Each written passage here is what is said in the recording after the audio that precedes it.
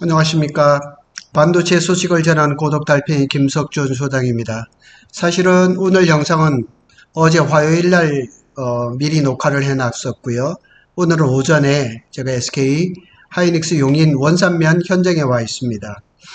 HBM4에 대한 이야기를 진행할 건데요. 제가 제목을 HBM4에 목숨 걸었다. 부활자신하는 삼성전자.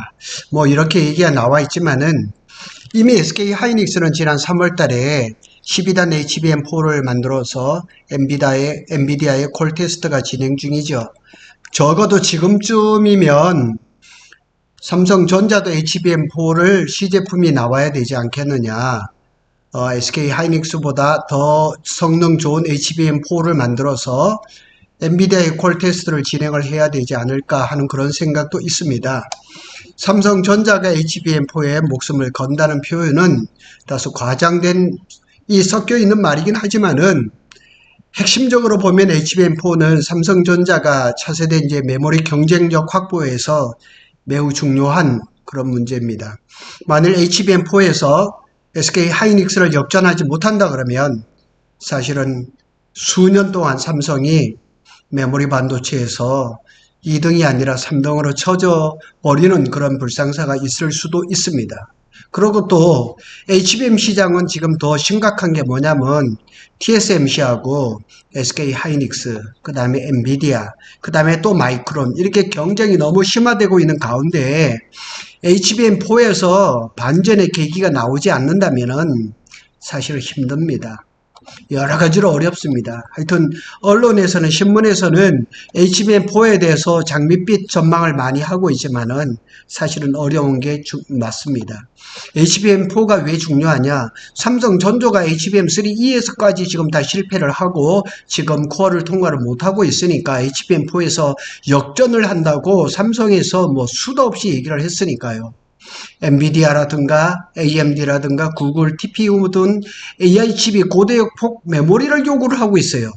시장이 요구를 하고 고객사에서 요구를 하기 때문에 HBM 수요가 급증할 거란 말이에요. 그렇다고 해서 HBM3라든가 HBM3E라든가 이런 조금 시대가 지난 것을 원하는 것이 아니라는 사실이에요.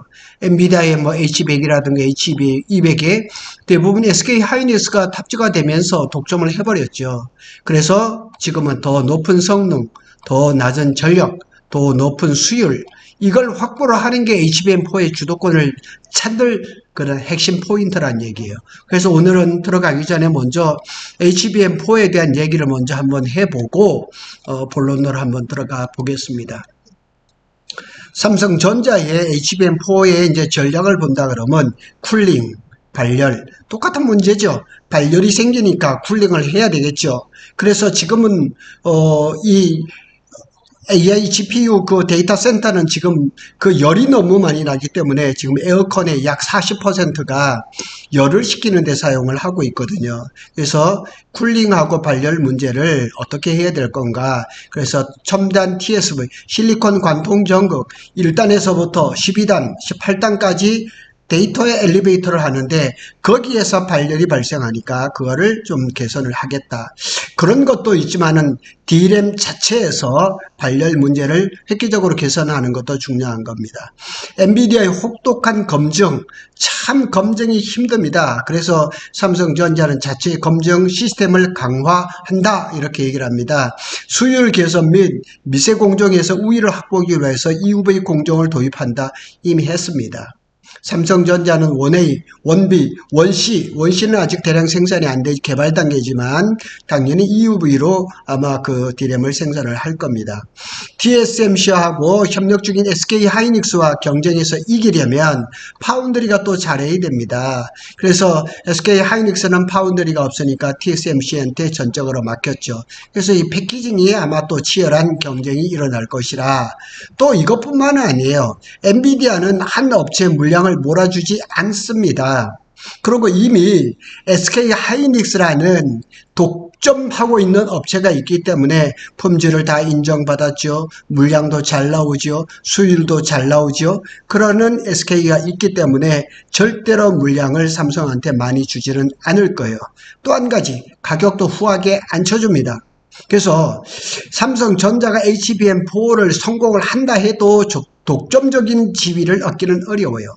근데 만일 삼성전자가 HBM4가 세상에 없는 물건이 나와서 감히 SK 하이닉스도 범접하지 못할 정도의 제품이 나왔다. 그랬을 땐 얘기가 다르겠죠. 그래서 초기 HBM3에서도 삼성은 수율이라든가 전력 소비 문제 때문에 여러 가지로 어려움을 겪었던 게 사실입니다. 그래서 결론적으로 얘기해 본다면 삼성전자가 HBM4에 목숨을 걸었다 표현해도 될 정도로 심각하게 집중하고 있다. 전사적으로. 그래서 AI 시대의 D램은 HBM이 중심이 될 가능성이 높고 이 시장에서의 주도권은 메모리 산업 전체의 판도를 바꿀 수 있는 핵심 변수입니다. 그래서 목숨까지는 아니어도 사활을 걸고 있다는 표현이 더 정확할 겁니다. 삼성은 지금 무너진 자존심 그런 거 얘기할 때가 아닙니다. 지금은 말로 언제쯤 나올 것이다 이런 말 필요 없습니다. 이제는 확실한 제품으로 내놓고 그걸로 말할 수밖에 없습니다. 이 그래프는 참 멋있습니다. 잘 만들었습니다. D램입니다. 삼성전자가 33년 만에, SK 하이닉스가 30년 만에 D램이 역전돼 버렸습니다. 언더독이죠. SK 하이닉스가 칼을 갈았는데 드디어 지난 1분기에 36%로 2% 그냥 역전을 시켰습니다. 근데 마이크론이 제가 25%라는 게 좀 잘 안 믿어져요. 왜냐면 마이크론은 캐파가 사실은 크지가 않거든요. 그런데 삼성전자가 여기서 다 제대로 못하니까 마이크론이 상대적으로 상당히 높은 수치죠. 5%는 이제 중국의 창신 메모리라든가 이런데 윈본드라든가 이런 데겠죠. 근데 또 문제는 뭐냐면 파운드리예요. 파운드리. 삼성전자의 파운드리가 작년에 대략 한 4조 원 정도로 적자를 봤단 말이에요. TSMC가 67.1%예요. 삼성전자가 8.1%예요. 제가 언젠가도 말씀을 드렸죠. 이재용 회장이 2019년에 133조를 투자해서 2030년에 시스템 반도체 1등을 하기로 했어요. 2019년 당시에 TSMC는 이 점유율이 대략 한 30% 40% 그 정도였었어요. 그때 당시에 삼성전자가 19점 몇 %였어요.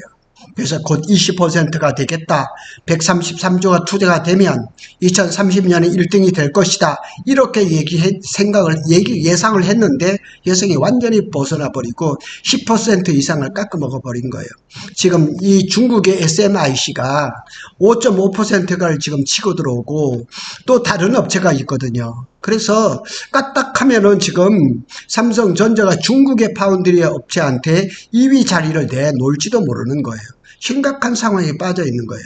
오늘은 여기에서 이번에는 다르다. 이렇게 얘기가 자꾸 나오고 있는데 그런 말이 필요한 때가 아닙니다. 실력을 보여줘야 됩니다.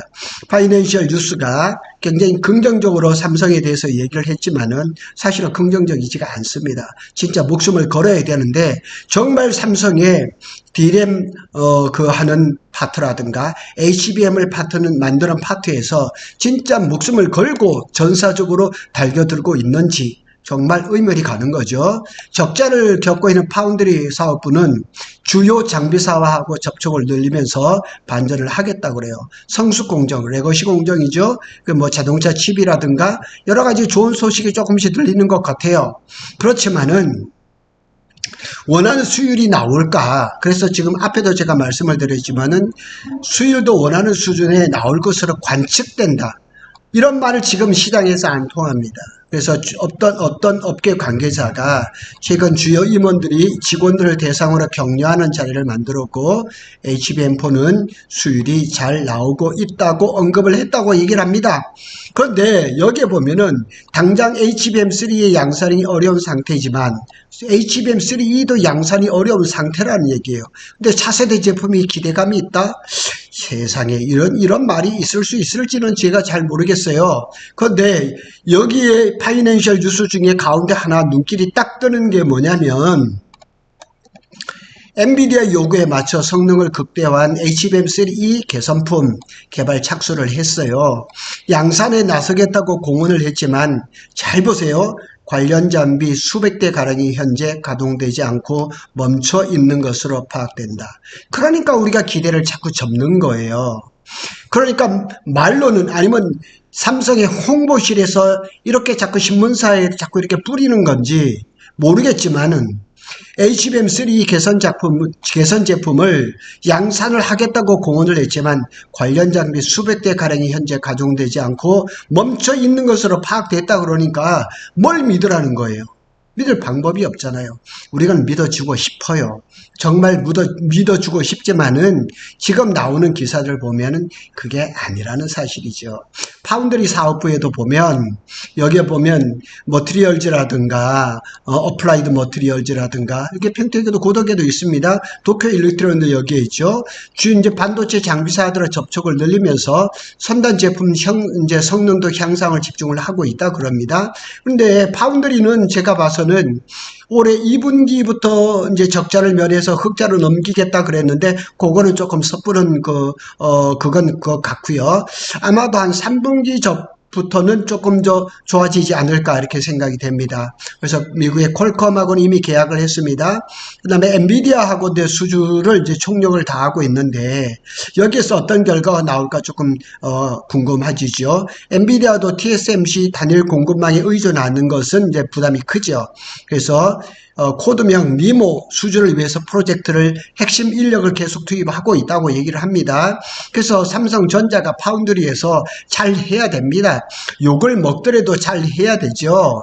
그리고 이제 파운드리는 성숙 공정, 레거시 공정에서 수익을 극대화한다는 거죠.